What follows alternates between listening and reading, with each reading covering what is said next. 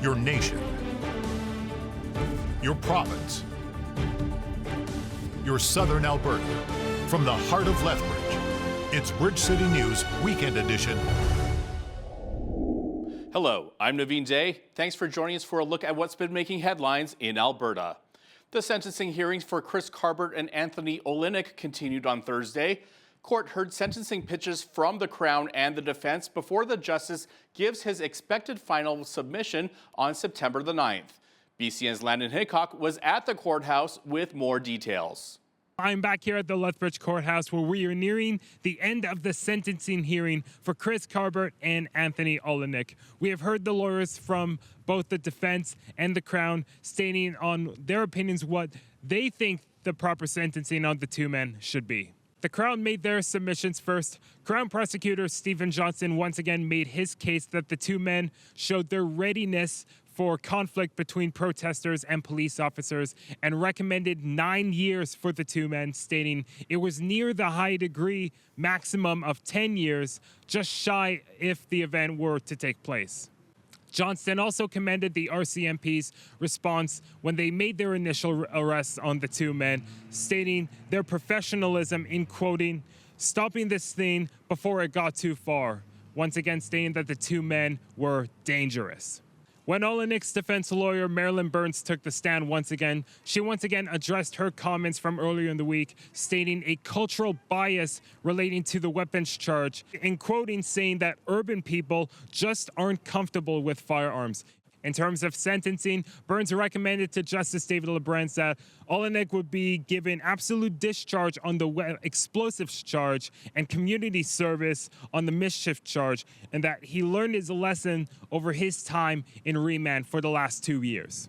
And it is expected that Justice David Lebrance will give his final submission and sentencing on Friday, in which we'll finally know the fates of Chris Carbert and Anthony Olenek after 3 months of trial proper and over 2 years since their initial arrest.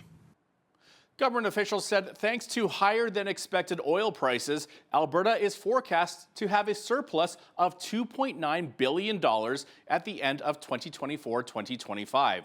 That is around $2.6 billion higher than what was originally forecast in Budget 2024. Instead of dividend checks like the Ralph Klein years, however, government officials say the extra funding will be needed as our province's population is expected to grow by 4.6% this year. They say funding will be needed to help schools with enrollment growth and money to support families and communities affected by the wildfires across the province. The Alberta government announced more funding to help support nonprofit agencies here in the province. Arts, Culture and Status of Women Minister Tanya Furr says $12 million will be invested into 248 nonprofit initiatives. Each year, these grant programs support hundreds of projects such as playgrounds, community halls, arts centers, festivals, events, and programs that enrich the lives of Albertans.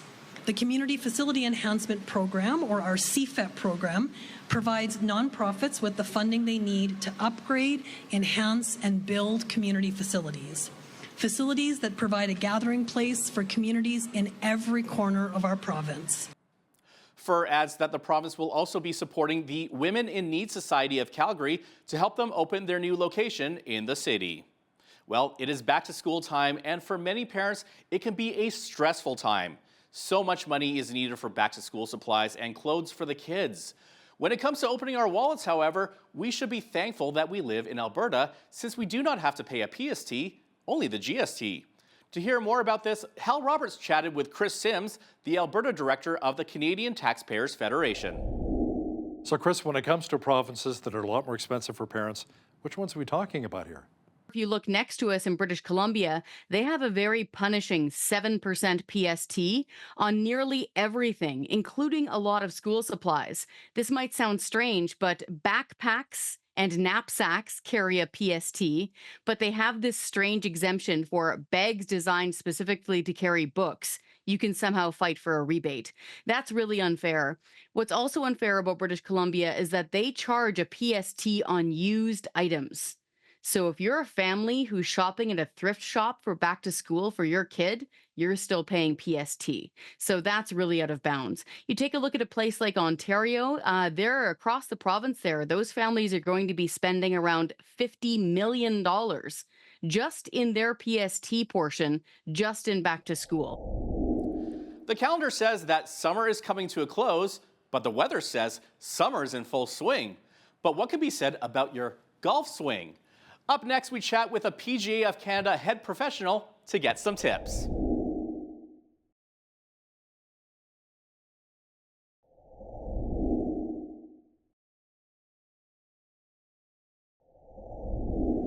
As kids make their returns to school, some adults are planning what to do with the extra free time.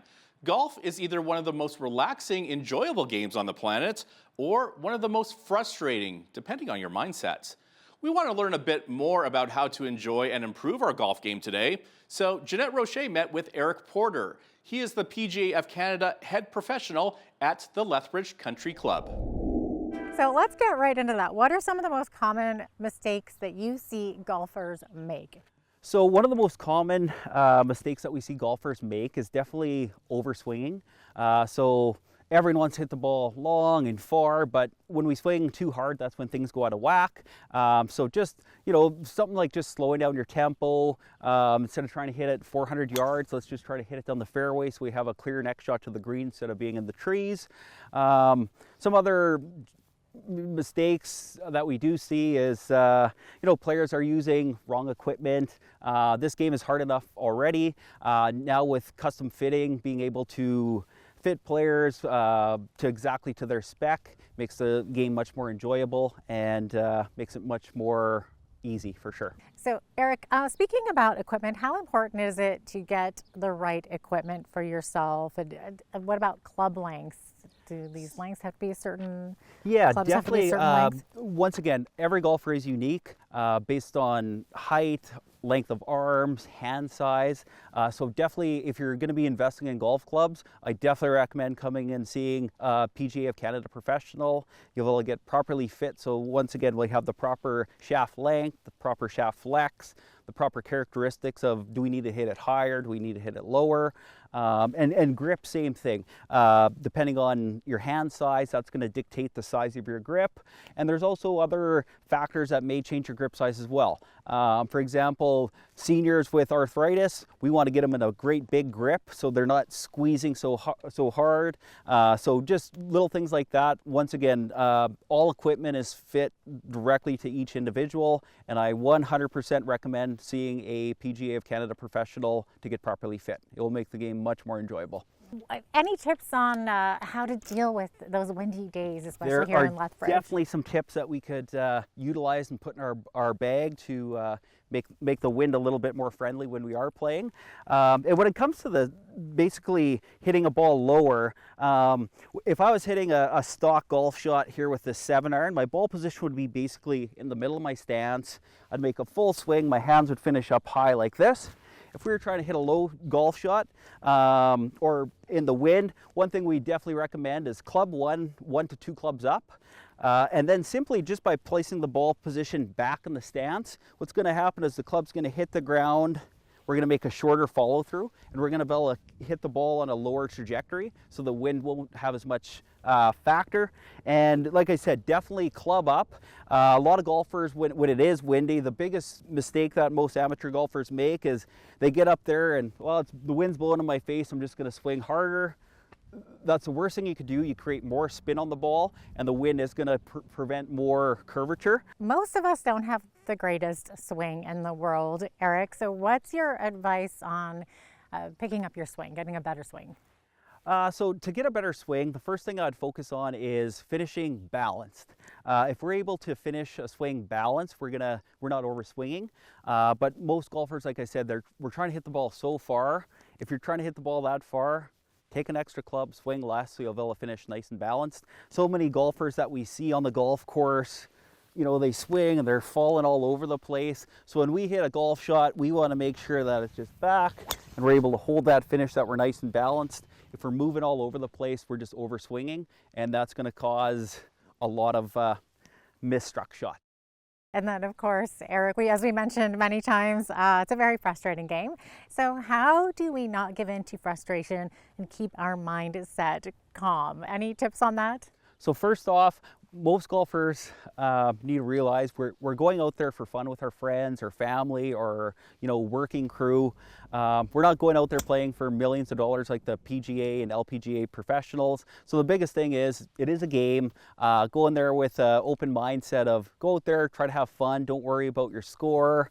And one piece of advice my dad always gave me is don't worry about your last shot, worry about your next shot.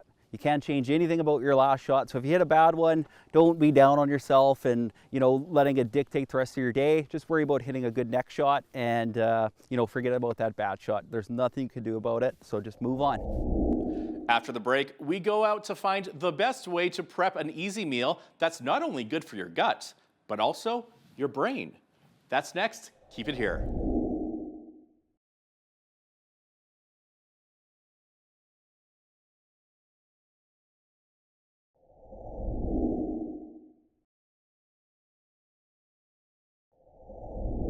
Welcome back. In this next segment, we meet Alan Saby, a local chef who battled diabetes and is now on a mission to use his experience and culinary skills to promote healthier lives in southern Alberta. With a focus on using whole, nutrient-dense ingredients, Alan creates delicious and nutritious meals that not only taste great, but also support optimal health. Our very own Jeanette Rocher visited his kitchen to learn more about the High Q Foods approach to food and healthy living, one meal at a time.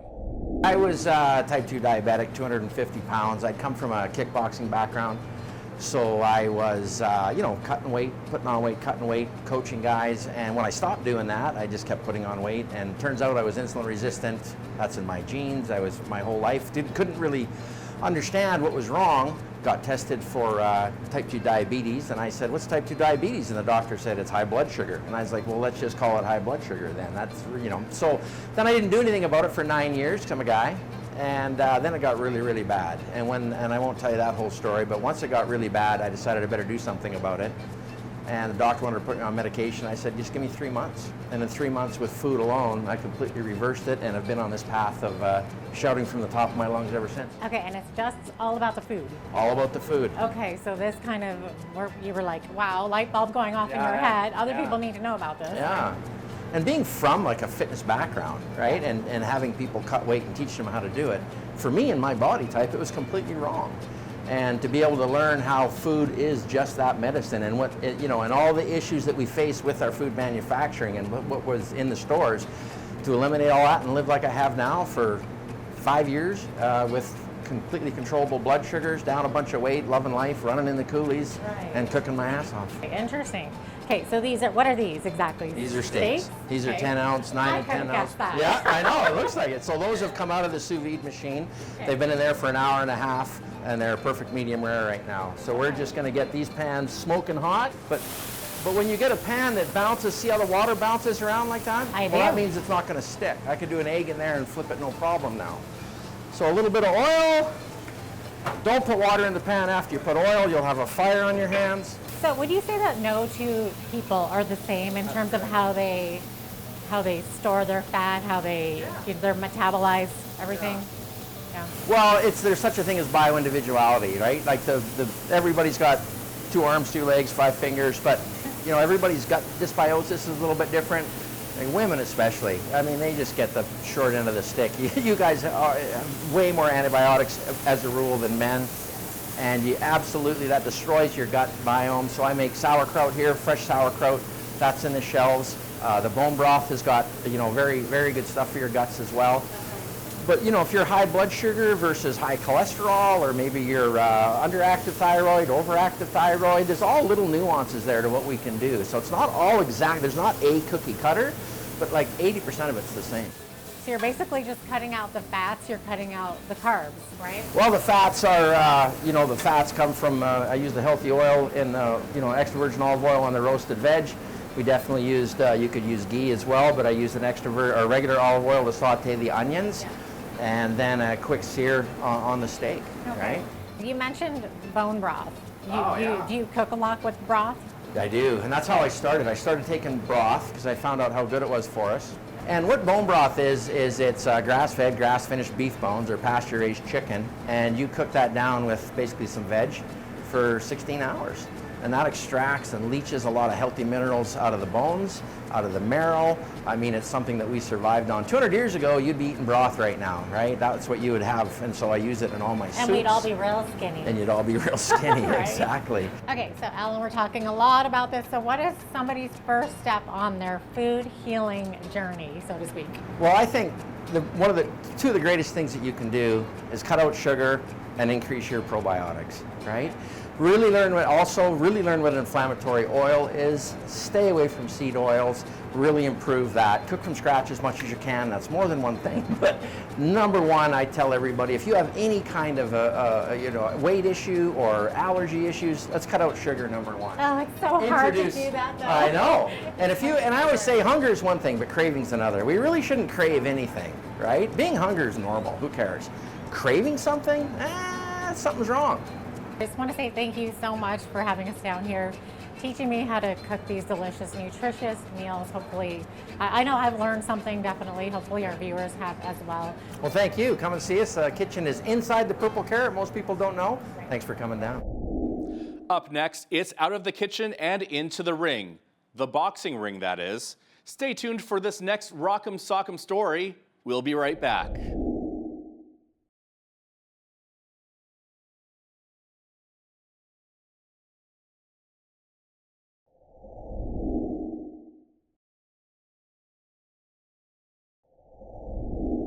Continuing on our health and wellness trend this weekend, Jeanette Rocher steps into the ring with Olympian and 5-time Canadian boxing champion Rick Duff.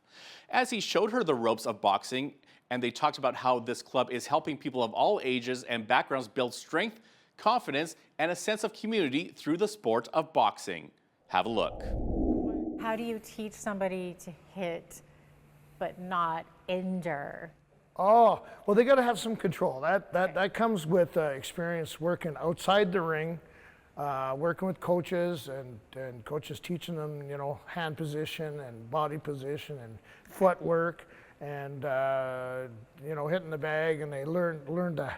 You learn with hitting. You learn to have a little bit of control with that. Maybe you want to show me a couple of moves, something that you would show maybe women or girls that are coming in just to kind of get their fitness level up and build their confidence a little, and also like how to throw a punch and without hurting somebody or without getting hurt, I guess. I'm a southpaw, so I'm So left-handed. am I'm southpaw, left-hander, so. Yeah, so. Cool, we have that in common. Okay, let's do it.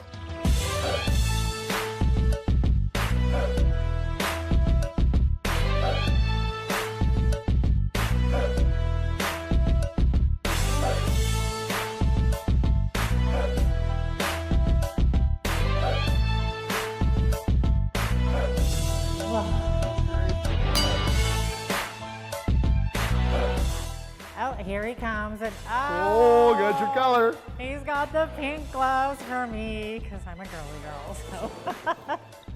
Very first thing is we're going to give you a stance, so then when you get up, it won't be so intimidating when you get up to the boxer, okay? So we're going to stand with our feet shoulder width apart. You're lefty, you're like me. We're going to step with our right foot first. All right?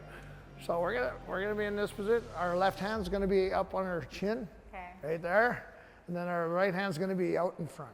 Okay. You want to keep your hands in front of you, your hands, To protect. head behind your hands. So you're protected. Right, exactly. There you go. Yeah. So get this jab going, so you don't throw your jab like this, hurt your elbow. You keep your elbows down when you throw the jab, and you bring it over in this position. Right. So that's the rotation of that jab. Put your hip back again, there, right there.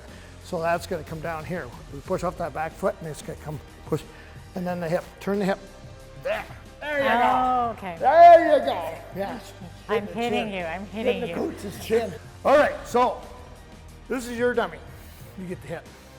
Okay, you're gonna name your dummy? I'll name him, I don't know, Dumbo. Dumbo, all right. So you're gonna just bend, have your knees bent, and you're gonna step in a little bit, both feet, and then jab.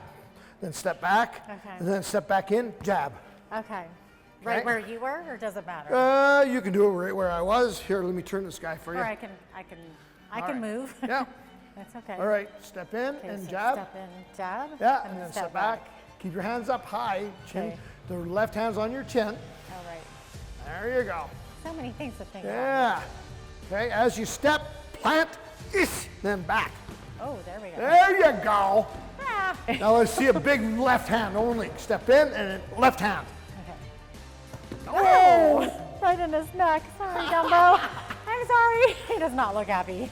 So you mentioned before that you had been injured. A lot of boxers obviously get injured. It's a very physical, dangerous sport. So if somebody wants to get back into the ring, or not even, just kind of rehabilitate themselves, almost like a physiotherapy, can you adapt their program around? You know what? I've made that commitment to help, people that have injuries. I do have people that come in that they anxiety to depression to injuries, and it is so good for people. Parkinson's, I've done a couple of Parkinson's people. Wow. So I think I'm going to get my complete course and bring Parkinson's back into the gym.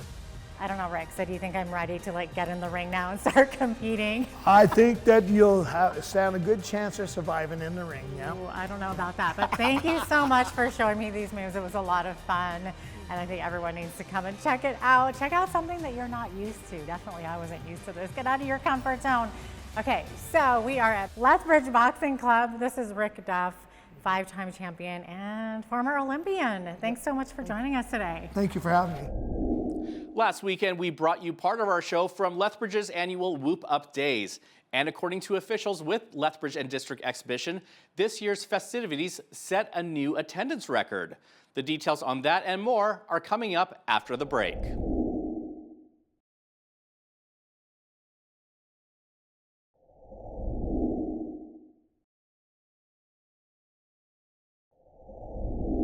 A new attendance record was set at the Lethbridge and District Pro Rodeo during Whoop Up Days. More than 6,000 people took in the roping and riding. Kim Gallucci, acting CEO with Lethbridge and District Exhibition, says overall, Whoop Up Days was quite successful with more than 40,000 attendees as the festival returned to paid entry following free entry last year. And our numbers kind of showcase that it was, that people wanted to come out. They're very excited about the event.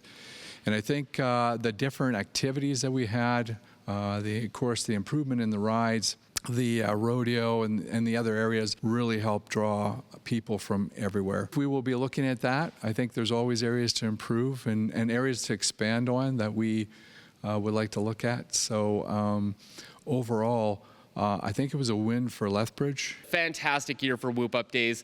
Coming off the free admission model last year, we weren't really sure what to expect as we went back to a paid admission, but what we saw from our community is that this is an event that they love, which in our modern record keeping, that is the second highest total following only last year's free admission model. So a really great turnout for Whoop Up Days, as well as our Lethbridge and District Pro Rodeo. Anecdotally, we saw the Siksika Satapi Powwow, which is a massive event. It's not ticketed, so it's tough to get numbers on it, but the organizers were telling us that that was their largest turnout that they've ever had for that event in year number 3. So to see that is great.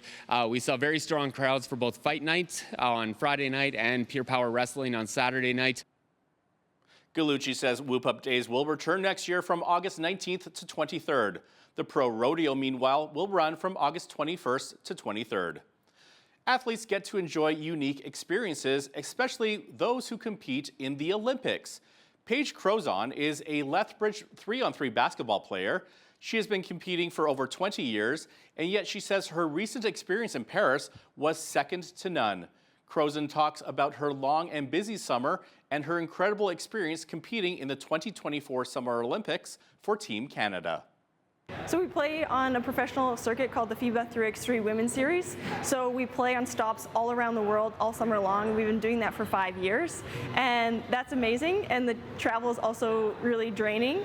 And I don't know I don't think I realized before this process just the emotional toll that it takes to get to the Olympics.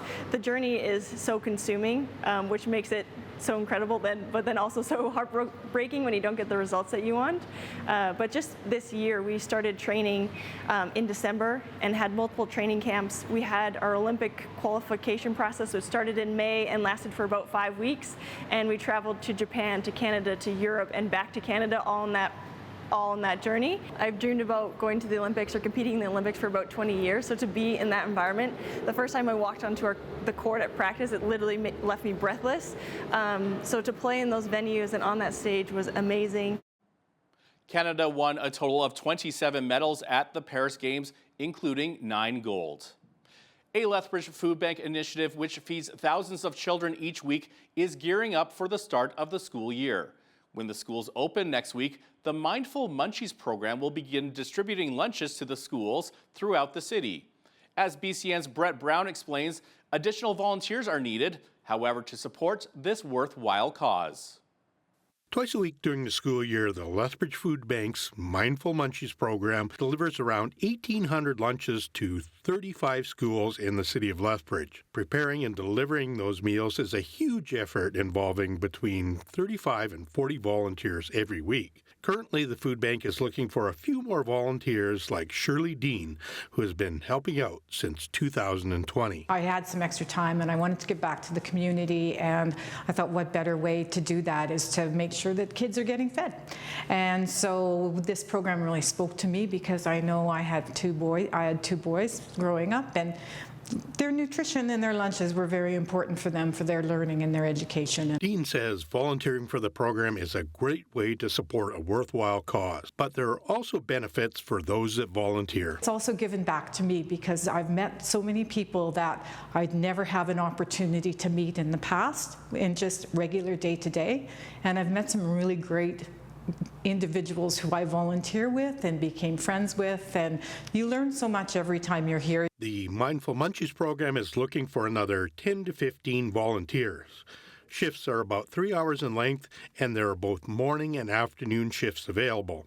If you are interested, contact the Lethbridge Food Bank or drop by their organizational meeting on September 3rd at 9:30 a.m. For Bridge City News, I'm Brett Brown. What kinds of things come to mind when you hear the term Tourette syndrome? Most of us probably don't really know a lot about it. After the break, we learn a bit more about that disorder.